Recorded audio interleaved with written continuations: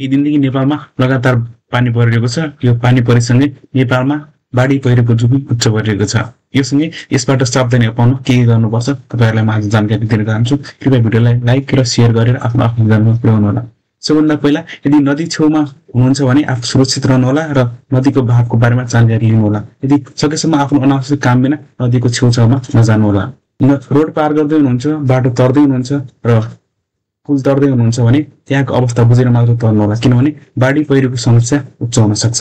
त्यसैगरी यदि सडकमा जाँदै हुनुहुन्छ, हिँड्दै हुनुहुन्छ भने भिरालो बाटो पार गर्दै हुनुहुन्छ भने माथिबाट ढुङ्गा खस्ने, पहिरो खस्ने सम्भावना हुन सक्छ। त्योबाट सचेत रहनु होला।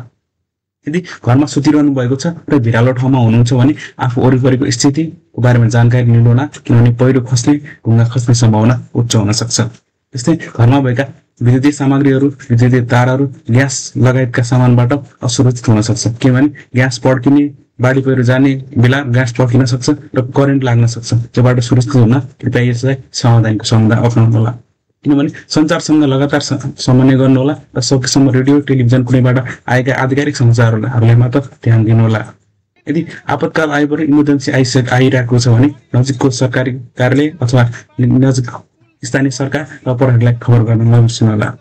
त्यस्तै यदि सडकको छेउछाउबाट र कुनै ठाउँबाट पहिरो खसिरहेको छ र कुनै ठाउँमा आपदा आयो भने प्रहरीको 100 नम्बर अथवा इमर्जेन्सी नेपाल सरकार गृह मन्त्रालयले भर्खरै जारी गरेको तपाईको जिल्लामा पर्ने आफ्नो सूचनाको अधिकार पर्ने ठाउँमा कल गरेर सम्पर्क गर्नु होला। र तपाईको घर यदि भिरालो ठाउँमा छ र पहिरो बाढी परि आउने सम्भावना छ भने तपाईको पशु बालबालिका असुरक्षित हुन सक्छन्।